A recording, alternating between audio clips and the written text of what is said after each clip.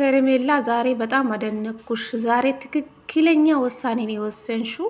ይህ ህይወት አይጠቅምሽም። አንደኛ ነገር በሰው ህይወት ነው የመጣሽ። አብርሽና ሩታ ከተፋቱ በኋላ ብትመጪ ሁሉም ከአንቺ ጎን ይሆናሉ። እውነት ለመናገር ማለት ነው። አብርሽ ገና ልጅ ነኝ ለትዳር በቁ አይደለም ማለት ሰውዬ እኮ ነው። ትላንትና ሚስቱ ፊት ለፊት ሆኖ ማለት ነው። ስለዚህ አንቺ በማል መጎዳት የለብሽም። ዛሬ ትክክለኛ ውሳኔን የወሰነችው ብዬ ነው የማስበው። ቤተሰብ እኔ በጣም ያደነኳት። ምክንያቱ አብርሽ ለትዳር የሚሆን ወንድ አይደለም። ምክንያቱ እዚህ ጋር ሁለት ሴት በማሉ አስገብቶ ሁለት ሴት ላይ መጫወት ጥሩ አይደለም። እውነት ለመናገር አሳዝነኛለች ዛሬ በመጨረሻ ማለት ነው። አያችሁ እንዴት እንዳለቀሰችው፣ አፍንጫ ሁሉ ፊቷ ሁሉ ነው የቀላ። ስለዚህ ፍቅር ከባድ ነው። ትክክለኛ ውሳኔን የወሰነችው ብዬ ነው የማስበው። ቤተሰብ ሰላም ጤና ይስጥልኝ። ውድና የተከበራችሁ ቤተሰብ እንዴት ናችሁልኝ? ደህና ናችሁ? እኔ ደህና ነኝ እግዚአብሔር ይመስገን ብያለሁ። የኔ ውድ ቤተሰቦች ዛሬ ካች ብዬላችሁ መጥቻለሁ ማለት ነው። ዛሬ እንግዲህ አብርሽና ሩታን እንግዲህ አብሮ መኖር አለባችሁ። ልዑል አንተን ይፈልጋል፣ አባቱን ይፈልጋል። ስለዚህ እኔ ነኝ በእናንተ መሀል ገብቼ በጠበጥኩ አለች። አዎ ሄርሜላ ናት። በእነሱ መሀል ውስጥ የገባችው ሄርሜላ ናት። አብርሽ ዛሬ ምን አለው? እኔና እሷ ከተፋታም በኋላ ሁሉም ነገር ከተረበሽ በኋላ ነው የመጣች አለ። አቤት ውሸት! አብርሽ ተረጋጋ። ሄርሜላ ራሱ ታውቃለች። አንተ ሁሌ ውሸት አይደብርህም? ሳይፋቱ እኮ ነው የመጣችው። ሄርሜላ ከመጣች በኋላ ነው ሩታና አብርሽ የተፋቱ ማለት ነው። ሁሌ ከሄርሜላ ጋር ይሆናል። ከዛ ነገ ሩታ መጥቶ ይቅርታ ይጠይቃል። ነገ ደግሞ ከሄርሜላ ጋር ይሆናል። ከዛም በኋላ ሩታ ደግሞ በንዴት ካልተፋታን አለችው። ሄዳ ተፋታች። በቃ ነገሩ ምንም ማለት ነው ያው ነው ምንም ማለት ነው። ሁሌ ጭቅጭቅ፣ ሁሌ ንዝን አንድ አመት ማለት ነው። አንደኛ ነገር በማል የምትጎዳው ሄርሜላ ናት። አንደኛ ሴት ልጅ ናት። እድሜ የሚባል ነገር አለ። ገባችሁ አይደለ? ሩታ ብትሆን ወልዳለች፣ ልጅ አላት። እድሜ የሚባል ነገር አይደለም የሩታ። ምክንያቱም ልጅ ወልዳለች። ሄርሜላ ግን ዝም ብላ ቁጭ ብላ አብርሽን መጠበቅ አለባት እንደ ቤተሰብ። ዛሬ ትክክለኛ ውሳኔ ነው የወሰነችው ብዬ ነው የማስበው። ብትጎዳ 1 ወር ወይ 2 ወር ነው። ከዛም በኋላ ትረሳለች አብርሽም ማለት ነው። ሄርሜላ ከውስጧ ታስወጣለች። ገባችሁ አይደለ? ብትጎዳ 1 ወር፣ ብትጎዳ 2 ወር ነው።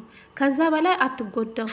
ህይወት ይቀጥላል እኮ። ምን ነው እሷ ምን በወጣት ባለ ትዳር የሆነ ወንድ ላይ ሆና ልጅ ያለ ወንድ ላይ ሆና ስቃይ ውስጥ የምትገባው?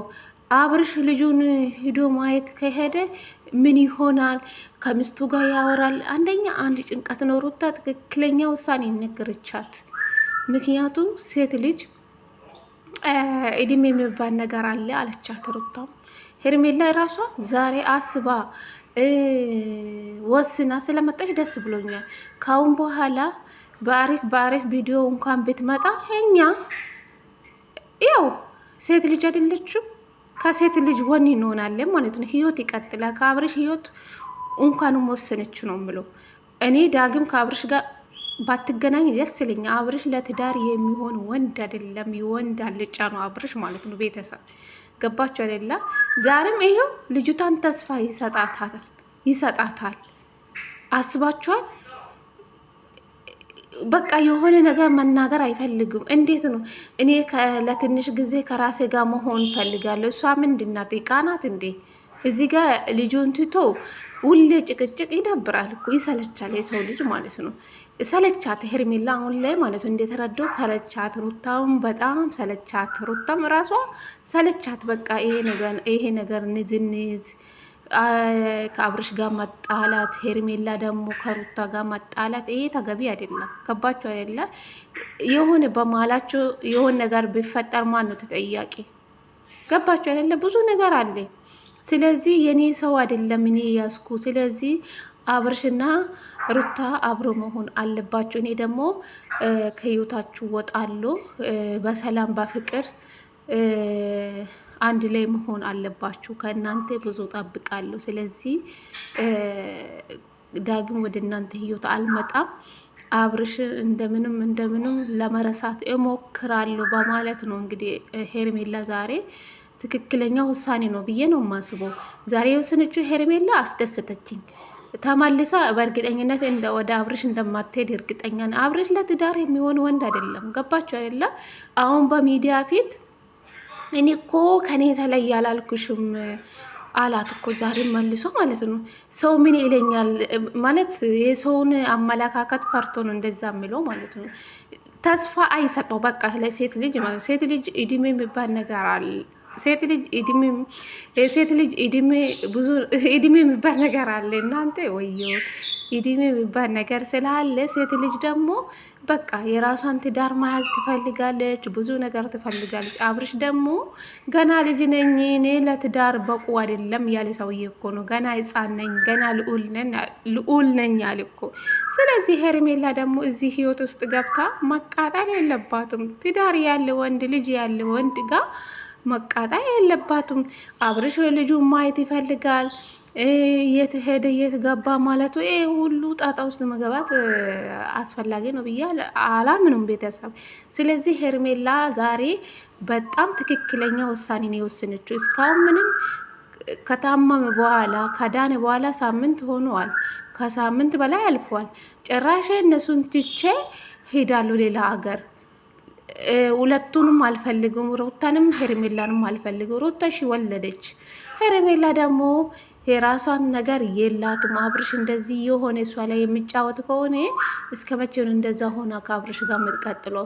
ራሷን መጎዳት የለባትም። ፍቅር ከባድ ነው።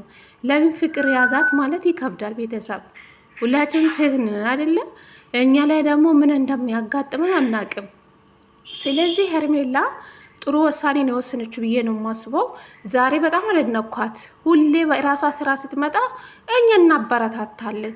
ለምን ሴት ልጅ ናት። ስለዚህ ራሷን ማጉዳት የለባትም። ከዚህ ህይወት እንኳንም ወስና መውጣት ፈለገች። እኔ ደስ ብሎኛል።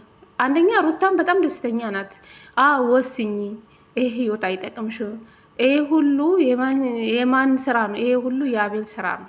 አቤል ወደ አብርሽ ይዞ ልጅቷን ባመጣት ሄርሜላ እዚህ ደረጃ ላይ አደርሱም። ልጅቷ በጣም ድሮ ወፍራም የነበረች ልጅ አሁን ካስታ እንጨት ነው የሆነችው። በሩታ እኩል ሆናለች። ገባችሁ አይደለ? ስለዚህ ሄርሜላ ዛሬ ትክክለኛ ውሳኔ ነው የወሰነችው ብዬ ነው የማስበው። የአብርሽን ምክር ምንም ነገር እንዳሰሚ ሄርሜላ ማለት ነው። ይህ ህይወት አይጠቅምሽም። ሩታም ተናገረችሽ። ትክክለኛ ውሳኔ ነው የወሰነችው ብዬ ነው የማስበው። ምክንያቱ ራሷን መጎዳት የለባትም። ብትጎዳ 1 ወር 2 ወር ነው፣ ከዛ በላይ አትጎዳም። ህይወት ይቀጥላል እና ደስ ይላል። እኔ ደስ ብሎኛል ቤተሰብ።